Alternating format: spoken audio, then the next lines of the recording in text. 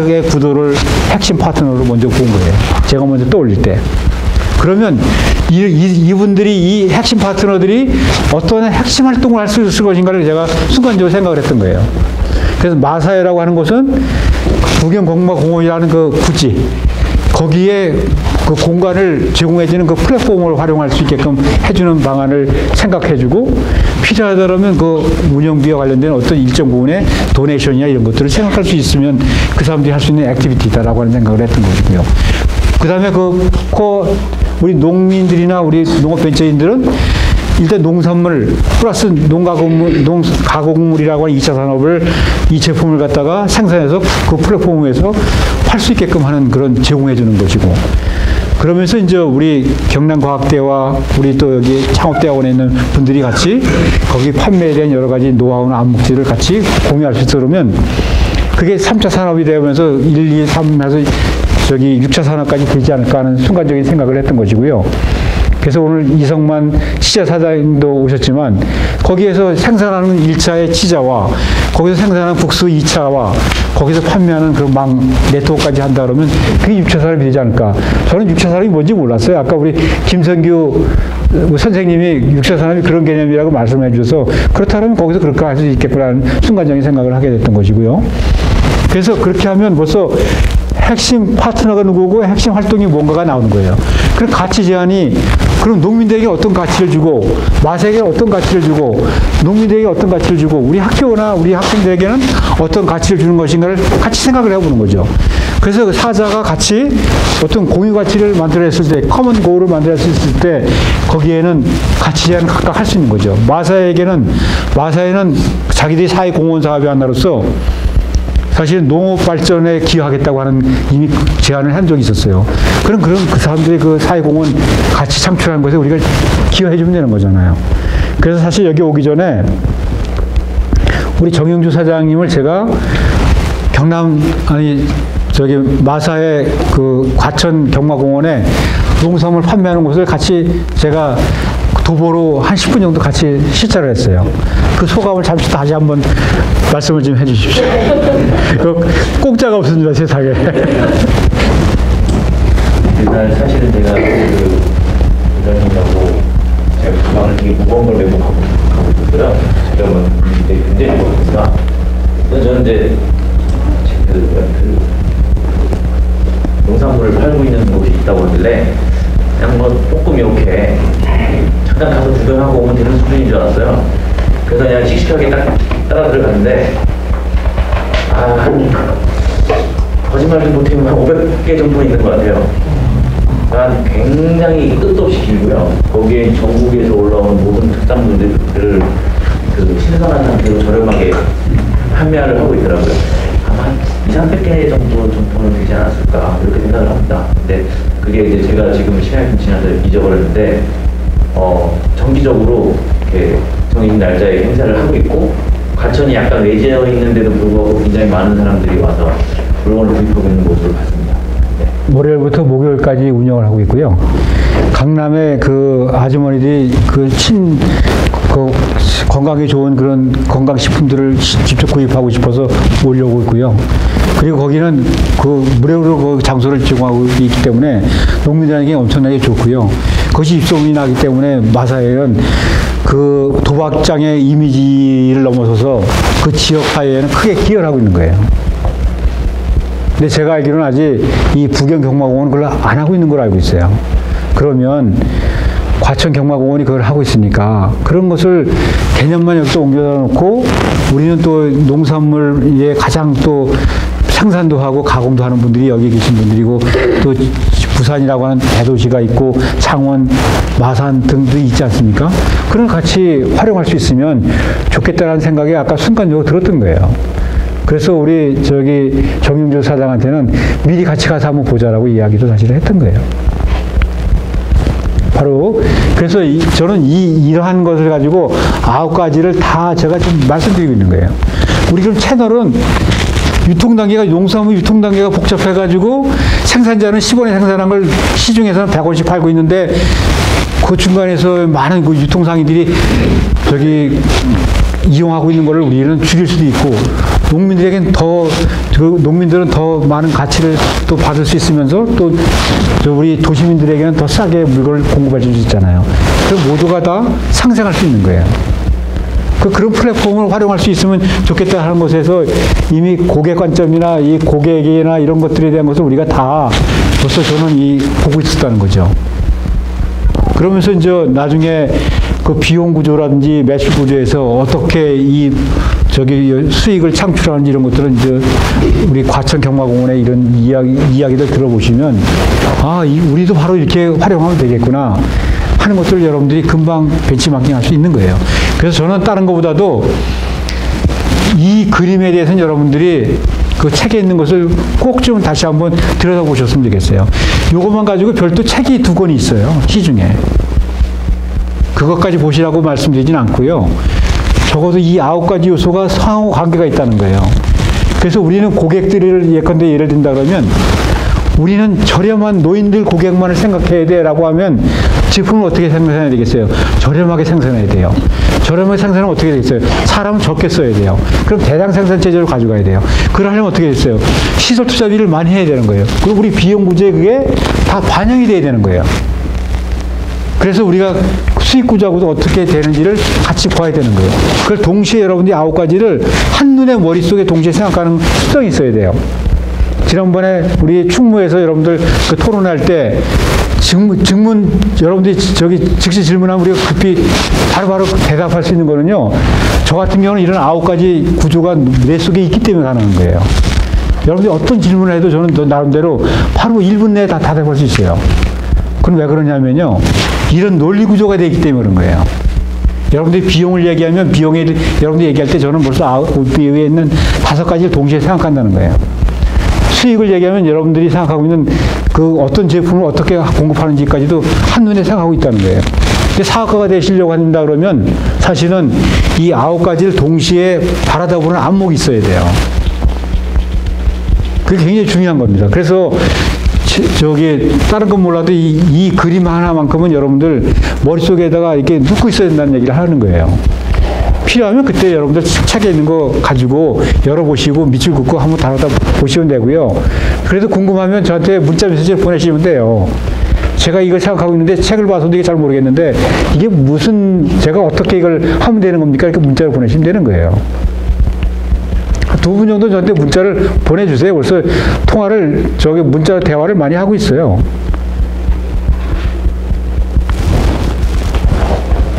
그래서 이거 보는 여러분들 다시 한번 그리고 핵심 자원이 뭔지도 여러분들 들여다보셔야 될 거 아니에요. 만약 그런 플랫폼에서 우리 장사하려고 그러면 정말 농민들이 이러이러한 물품들을 과천 경마공원에 납품하는 사람들처럼 할 수 있는 것인가? 하는 것에 대해서 고민을 해야 될 거 아니에요. 그럼 물류체계는 우리가 어떻게 가져가야 될 것인지, 그런 역량이 우리가 있는 것인가? 등등. 그것을 하는 데 있어서 핵심 자원이 뭔가가 다 있어야 될 거 아니에요.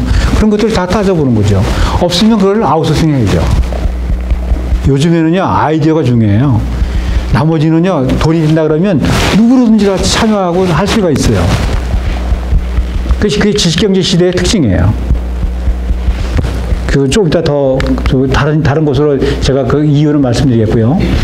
근데 차별해야 되는 방법을 지금부터 제가 말씀드리려고 하는데, 유의사항하고, 차별해야 되는 방법은 바닷가에 있는 모래알처럼 많다고 하는 것이 제 책 어딘가에 곳곳에 이런 이야기가 있어요.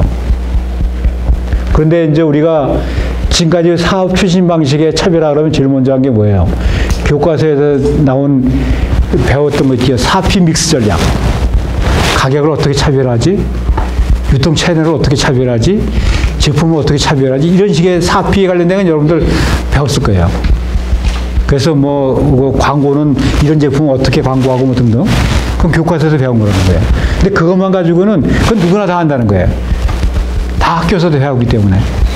그것도 물론 활용은 해야 돼요. 기본적인 그 컨셉이나 이런 것들은 우리가 알고 있어야 되지만 거기다가 플러스 해가지고요. 사람을 어떻게, 특히 타겟 고객을 어떻게 차별하지? 하는 것에 대한 생각을 해야 된다는 거예요. 우리가 이 부경 경마공원에다가 그걸 한다 그러면 어떤 고객들을 우리가 상대를 해야 되는 거지? 어떤 지역에 어떤 고객을 상대로 해야 되는 거지 하는 것에 대해서 고민을 해야 되는 것처럼 그런 것에 대해서 차별화가 돼 있고 안 돼 있고에 따라서는요, 똑같은 비즈니스인데 전혀 비즈니스가 많은 거예요. 특히 식당들이 그렇습니다. 서울에는요, 어떤 식당 같은 경우는 하루에 2손님만 받는 식당이 있어요. 그거 더 이상 안 받습니다. 근데 그 사람들은 어떤 사람들이겠어요? 어떤 그룹의 어떤 손님들일 거예요. 개인들을 상대로 한 비즈니스나 마케팅 하면 그 사람들은 안 되는 거잖아요. 학교도 마찬가지예요. 한동대학교 지난번에 제가 말씀드렸지만 거긴 외국인 학생들이 20%예요. 그러면 거기서 차별화가 돼 있어요. 모든 수업에 외국인이 1명 이상 들어가면 거긴 영어로 사용해야 돼요. 그래서 누구보다도 거기가 학생들 차별화돼 있어요. 신촌에 가면 술집 중에는요, 서빙을 외국인들이 하는 술집이 있어요. 거기서 영어만 사용해야 돼요. 손님들도. 근데 거기 손님들이 너무 많아요. 그러니까 고객을 차별하는 방법도 있고, 주방 서빙 하시는 분들도 차별하는 방법도 있고, 다양하게 있다는 거예요. 학생 차별화, 교수님 차별화 등등. 그러면 뭐 벌써 경우의 수가 엄청나게 많이 늘어나죠. 그 다음에 공간 차별화, 시간 차별화. 지금도 서울도 은행 영업도 이제 야간에만 영업하는 데도 생겼어요. 왜냐면 두타라 이런 데는 밤 9시부터 아침 9시까지가 영업이거든요. 근데 아침 9시부터 오후 4시까지 영업을 하게 되면 그런 고객을 누가 충당할 수 있어요? 안 됩니다. 그래서 그런 식의 시간 차별하면 새로운 또 업이 되는 거예요. 그런 식의 또 차별화도 생각하고 수 있고요. 공간도 마찬가지예요.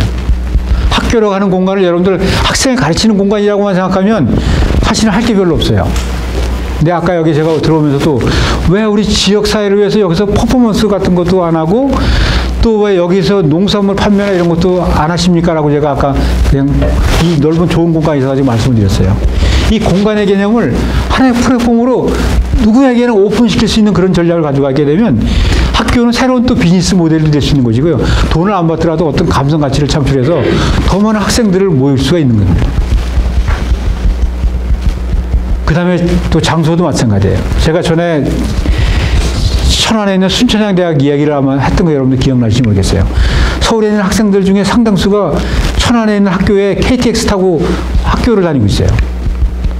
서울에 있는 학교를 못 들어가는 그런 아이들 중에서. 근데 여기에서 어떤 공간이 생겼냐면요. 1학점을 딸 수가 있어요. 한 학기 동안. KTX 출근하면서. KTX에서 50분 강의하는 거예요. 이거는 어느 대학이 흉내낼 수가 없어요. 서울에 있는 대학이 어떻게 학생이 단체로 다 거기에서 KTX 한 공간에 같이 가면서 강의를 들을 수 있는 학생이 어디 있어요? 그런 열악한 조건에 있는 사람이 거꾸로 나만의 장소 차별을 통해 가지고 차별화된 뭔가를 만들어낼 수 있는 거예요. 그래서 좀 이따가 얘기하겠지만 우리 약자가 강자보다요 더 창의적이고 더 혁신적인 걸 만들어낼 수 있다고 하는 사실을 우리는 알고 있어야 됩니다.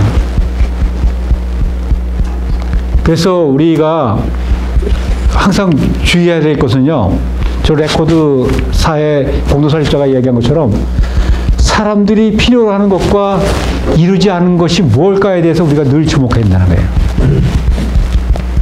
결국 이 사업가는요, 사람을 연구하는 사람이 돼야 돼요. 인문학적 소양이 굉장히 중요해요.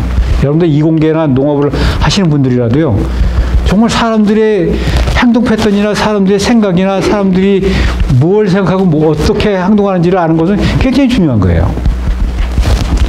그래서 우리 사람들이 필요한 것과 아직 이루어지지 않은 것이 뭘까를 늘 여러분들 고민하시라는 거예요. 같이 시간 있을 때도 차 마시면서 그런 것들을 자꾸 소통하시는 거예요. 그리고 우리가 새로운 흐름을 만들어내는 것이 아니에요. 아까 혁신적인 제품, 그 티보 아까 예를 들었죠. 아까 또 다른 컴퓨터도 이야기 했죠. 우리가 그런 새로운 흐름을 주도하게 되면요. 소비자들은 그런 것에 대해서 받아들이는 걸 거부한다고 말씀드렸잖아요. 아주 인색해요. 그래서 우리는 사회가 마침내 받아들인다는 사실을 우리는 알아야 된다는 거예요. 그리고 이제 여러분들 그 차별을 할 때 제가 이제 이런 것들을 이렇게 방금 전에 말씀드려야겠지만 우리가 정말 주의하면서 가야 될 것 중에 하나가 유연해야 돼요, 여러분들. 생각하는 게. 근데 이렇게 제가 컨설팅을 이렇게 해주다 보면 정말 그 변하지 않으세요. 제가 아까도 오면서 또 한 가지 예를 든 집이 하나 있는데 신길동 곰집이라고 여러분들 한번 인터넷 들어가서 쳐보세요. 이 집은 365일 하는데요. 맛이 너무나 좋아가지고 할머니 혼자 85 노인네가 중국인 아주머니들 7명을 데리고 일을 해요. 그런데 경영하는 기법은 보면요. 완전히 경영학 MBA 스쿨 나온 사람처럼 일을 해요. 제가 20년 동안 컨설팅을 해준 거예요, 이 집에. 정말 처음에는 7평도 안 되는 그 조그만 공간에 현금 장사만 하던 곳이에요. 아저씨하고 할머니가 둘이서. 그걸 제가 20년 동안 계속 과학화를 시켜줬어요. 저는 지금도 가면 항상 공짜로 그 집에서 밥을 먹고요. 저보고 그걸 프랜차이즈로 해서 저보고 운영을 하라는 거예요. 저 기회비용이 너무 커서 안 됩니다라고 했어요. 제가 아마 돈 벌지 않았었으면 그거 아마 제가 프랜차이즈 해가지고 키웠을지 모르겠어요. 신길동 곰집이라고 한번 여러분 치워보시면요. 정말 유명한 집이에요. 그런데 그분은 왜 제가 왜 그 얘기를 하냐면 그분은요 저에 대해서 무한한 신뢰를 보내세요. 20년 전에는요 제가 IMF 위기 났을 때 우리나라 기업구조조정 전체 총괄을 하던 사람이에요. 실무 총괄을. 그래서 매일 뉴스에 나왔어요 제가. 한 거의 1년 반 이상을. 뭐 크고 작은 뉴스나 이런 데 제가 인터뷰하는 기사들이 나오고 그러는데 이분들은 그걸 저를 늘 보았던 거예요. 왜냐면 여의도에 그 집에 방송사람들이 같이 많이 오고 뭐 그러던 때였는데 IMF 위기 때 다른 사람 다 손 놓고 있을 때 당신이 나라 문제를 해결하는 거에 앞장섰다고 하는 걸 알고 있다는 거예요. 그래서 당신 말이야 무조건 듣겠다는 거예요. 근데 제가 뭘 말을 하면 한 달 만에 고쳐요. 계속. 7평짜리에서 지금 50평 이상으로 커졌어요. 할머니 혼자 운영하죠. 만두를 만드는데 직접 만두를 만드세요. 근데 그 직원들과 할머니가 만드는 게 아니에요. 동네 아주머니들을 토요일 날 불러요. 그래서 불러가지고 다 같이 해서 거기서 만들어요. 그걸 만두를 만들어서 급속 바로 쪄가지고 급속 냉동을 시키면요. 나중에 해동하면 바로 만든 것과 똑같은 그런 효과가 있답니다. 그 암묵질을 활용해가지고 지금도 만두를 바로 만든 것처럼 해가지고 바로바로 공급을 해주는 거예요. 그게 그 집이 지난 20년 동안 한결같은 맛의 비결 중에 하나예요. 바로 그렇게 아웃소싱 할 수 있는 그러한 것들을 그분은 배웠다는 거예요. 그래서 여러분들이 이 어떤 자만심과 고정관념을 갖고 있으면요. 절대로 기존의 비즈니스를 갖고 있어도 성공할 수가 없어요.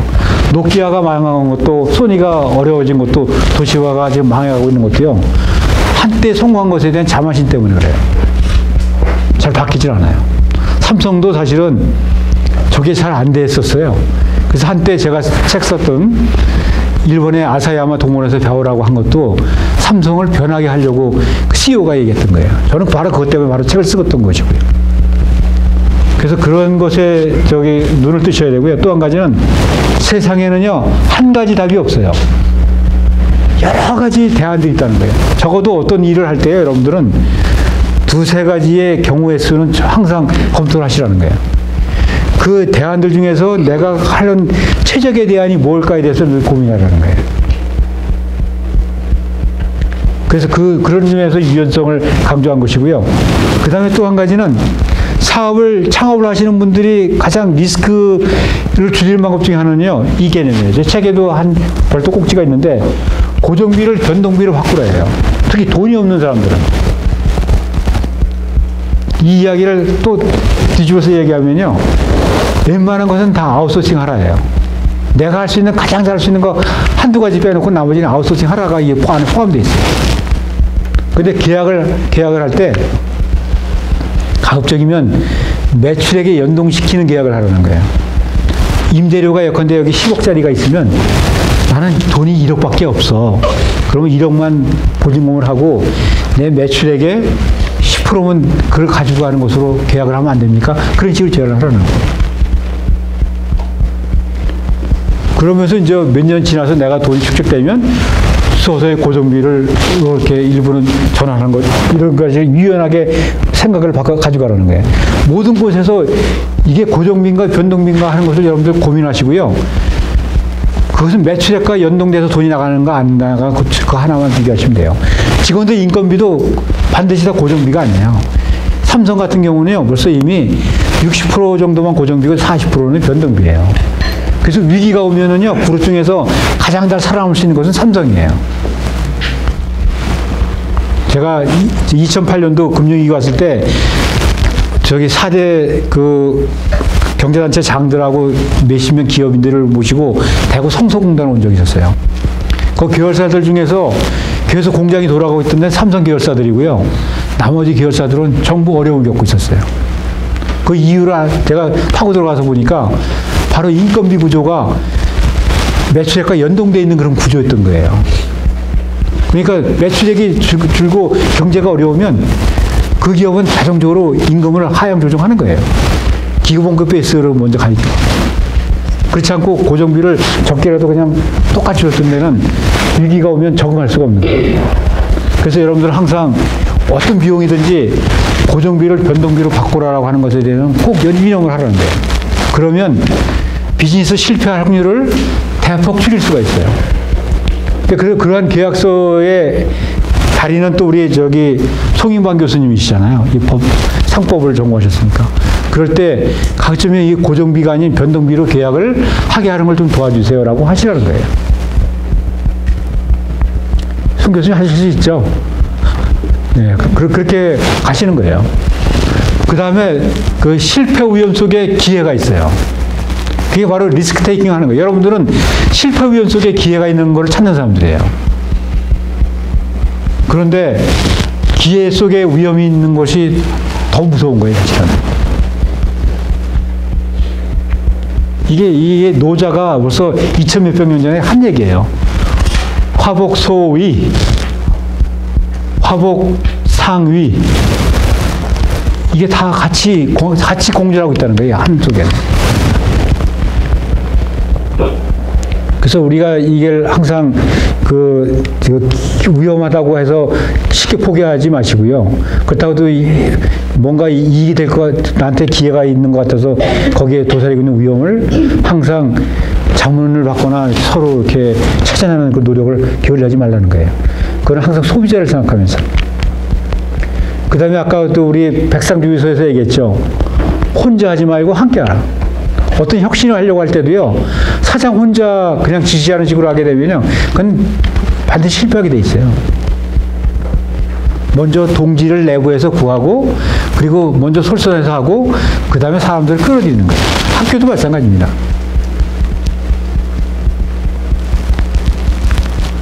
그런데 저희 주변에 제가 매일 이용하는 것 중에 보면요, 자동차 대리점과 커피 전문점. 여기 바로 우리 집 앞에 여의도에 바로 옆에 있어서 제가 가끔 이용을 해요. 자동차 대리점에 있는 사람들이 보면 보통 거기에서 자동차 고르려면 내부자이기 때문에 몇천만 원짜리 사는데 누가 1, 2분 있다 오는 사람들 없잖아요. 사서 타보기도 하고 또 이것저것 보기도 하고, 특히 내부자로 갈수록 사람들 의사결정하는 거 어려운 거 아시죠? 그러면 어떤 공간이 필요해요? 거기에 휴게 공간이 필요해요. 거기다 그런 걸 이용해가지고 커피숍을 차린 거예요. 저희 자동차 대리점은 서빙을 안 해서 좋잖아요. 내가 그런 직원들 둘 필요가 없어요. 장소만 제공해주니까 저렇게 사람들이 머물러 있는 거예요. 그 적당한 또 나한테 또 수수료도 주고. 그런데 또 이 커피 전문점 차리려면 돈이 얼마나 들어요? 5억씩 들어요, 서울에는. 그거 안 드리고 그냥 저렇게 싼 돈으로 가서 이렇게 사용할 수도 있고. 서로 상생하는 거예요. 서로가 이렇게 상대방의 가치 제한을 할 때 거기에는 상생의 비즈니스가 일어나는 것이기 때문에요. 그런 것들을 보실 필요가 있고요. 저희가 강남 사무실에 제가 저 KT 고문으로 있는데 바로 그 밑에 저기 삼성역 3번 출구에 보면요, 패션몰하고 커피 전문점이 같이 있어요. 근데 우리 패션몰에 가면 어때요? 여러분들 여성분들 옷 하나 사 입으려면 이거 입어보고 저거 입어보고 한참 앉았다가 뭐 또 이상 얘기도 하다가 친구들하고 얘기도 하다가 또 저기 다시 옷을 고르는 시간이 보통 1시간 가까이 걸리잖아요. 근데 거기에 직원들이 커피 서빙하고 이런 것들을 하는 시간이 굉장히 많단 말이에요. 그런 사람이나 그런 거 고용할 필요 없이 내 공간의 일정 부분을 주면서 거기 커피 좀 거기서 차려. 그리고 일정한 수수료만 우리 매출이 얼마 줘. 라고 하게 되면 서로가 상생하는 거잖아요. 매장에 손님도 몰려오죠. 또 머물러서 서빙할 수 있는 그런 공간도 있죠. 또 적당한 또 커피 전문점 그거에 대한 또 수수료도 받을 수 있죠. 또 커피 전문점 입장에서 어때요? 장소 이용료를 너무나 싸게 할 수 있기 때문에 또 나도 이익인 거예요. 서로가. 바로 저런 식의 공생할 수 있는 것에 대한 아이디어를 찾아내면 얼마든지 많다는 거예요. 근데 여기에는 기본적으로는 나 혼자 모델 거 하려고 하면 안 되는 거예요. 여러 사람, 우리가 지금 경영학을 배우고 있고 창업을 배우고 있는 거에 핵심 가치 중에 하나는요, 그룹 다이내미즘을 배우는 거예요. 그룹의 역동성. 혼자 하는 것보다 둘, 셋이 하면 10배, 20배 그 이상의 효과가 난다고 하는 것을 몸으로 체험하고 배우는 걸 여러분들이 하고 있는 거예요. 제가 미국에 MBA 할 때 첫날 수업에 뭘 가르치냐면요. 보스턴 지역은 눈이 많이 와요. 한 번 눈이 오면 2m씩 와요. 고속도로 가는데 눈이 오기 시작하면요. 일정 시간 지나면 차가 움직일 수가 없어요. 그럼 어떤 날은 2박 3일, 이틀 동안을 그 안에서 자야 돼요. 그럼 위기가 발생했을 때 그걸 어떻게 극복하는지를 가르치는 거예요. 그런데 우리가 한국 같으면 어때요? 교수님들께서 먼저 얘기를 다 해요. 이렇게 하라, 저렇게 하라. 근데 저희는 처음 만났는데 먼저 혼자 각자 얘기를 써보라는 거예요.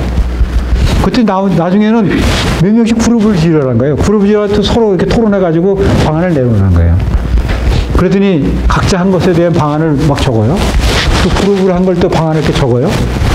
그랬더니 그룹으로 해서 이야기를 정리한 것이 원래 교수님이 생각했던 아이디어를 거기 다 담고 있었던 거예요. 그러면서 첫 번째 하는 얘기가 여러분들은 CEO에 대해서 바로 좋은 아이디어를 내고 항상 소통할 사람이기 때문에 어떻게 하면 좋은 아이디어를 가져야 되는지를 앞으로 MBA 하는 동안에 배우게 된다. 근데 오늘 얘기한 것은 이것도 수업의 연장선상이다 하면서 그룹 다이내미즘에 대한 중요성을 이야기해 주고 있다. 저는 미국에서 공부하는 거 하도 고생하면서 공부해서 그때 별로 남은 건 없지만 이러한 잔상들이 남아있는 거예요. 아, 이게 처음부터 이걸 강조하려고 했던 건 이런 거였구나 하는 것에 대해서 늘 제가 명심하는 것 중에 하나인 거예요.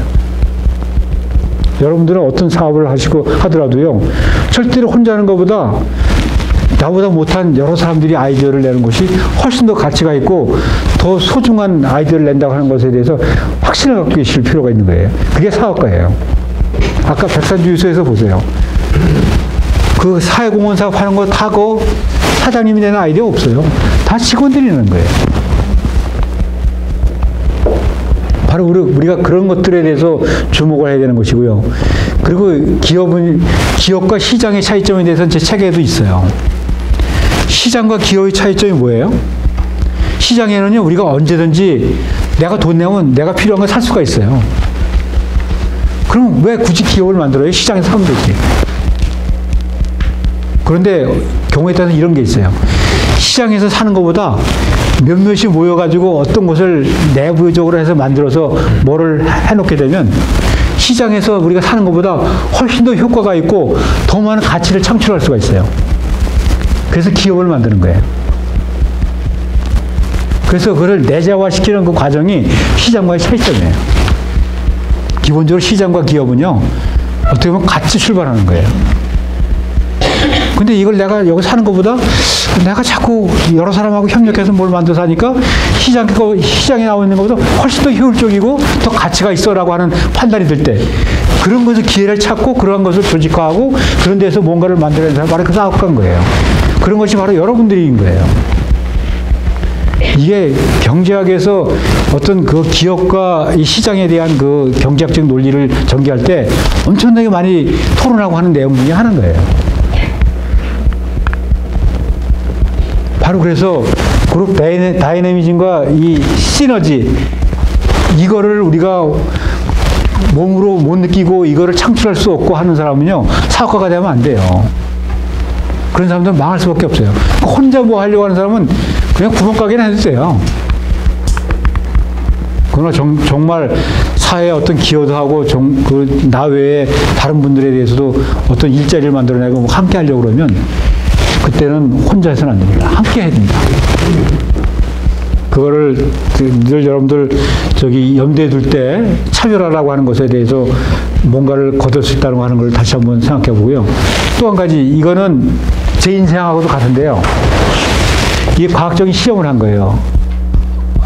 에시트라고 하는 그 기법을 이용해 가지고 핑케라고 하는 그 심리학자가 한 테스트인데요.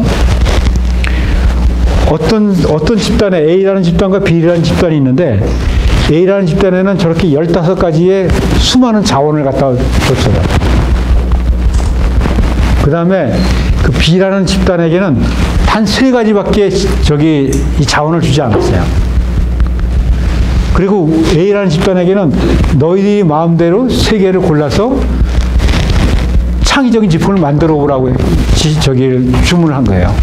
근데 B라는 집단에 대해서는 3개를만 가지고 여러분들이 인형이라고 하는 것을 만들어 보세요라고 하는 주문을 했어요, 구체적으로.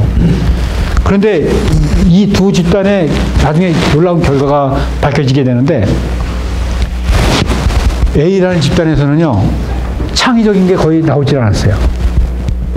이 B라는 이 집단, 이 3개밖에 주지 않았고, 구체적으로 뭘 만들어 보라고 한 이 집단에서 아주 놀라운 창의적인 그런 성과들이 나왔다는 거예요. 저는 워낙 가난하게 자라가지고요. 저는 고등학교 졸업받고 은행도 전 다녔어요. 제가 덕수상고라고 하는 서울에 옛날에는 가난한 사람들의 집합체인 덕수상고라고 하는 걸 나와가지고 은행을 몇 년 다닌 적이 있었는데, 그래서 동생들 넷을 제가 가르치고 집안도 살려야 되는 그런 입장이었어요. 근데 고등학교 다닐 때 서울에서 추석 때 시골을 내려가려고 그러면요,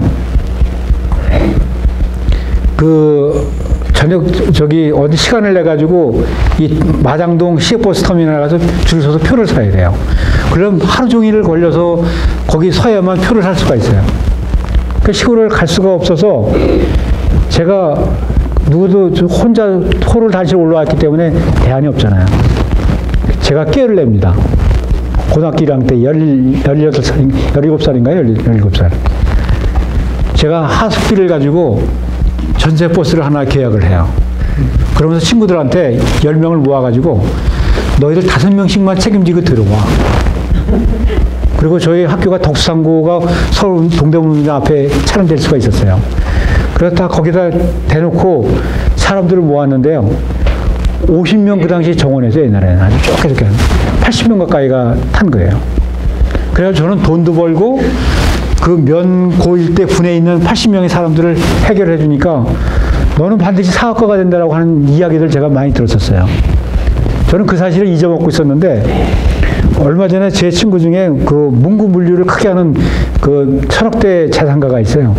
그 친구가 만났는데, 나는 네가 사업가가 될 줄 알았다는 거예요. 큰 사업가가 될 줄 알았다. 그게 무슨 얘기였더니 고등학교 때 그 이야기를 들려주는 거예요. 근데 저는 공부가 사실은 꿈이었는데 가난하지 못해가지고 그거를 저는 사업에 눈을 뜨지는 않았어요. 그런데 이렇게 없는 사람일수록 궁하면 통하는 거예요. 여러분들 없다고 해서 포기할 게 아니고요. 없기 때문에 더 남들보다 더 치열하게 고민해가지고 더 창의적인 걸 만들 수 있다는 거예요. 그 이야기를 말씀드리려고 하는 거예요. 이 실제 과학적인 실험 결과도 그렇다는 거예요.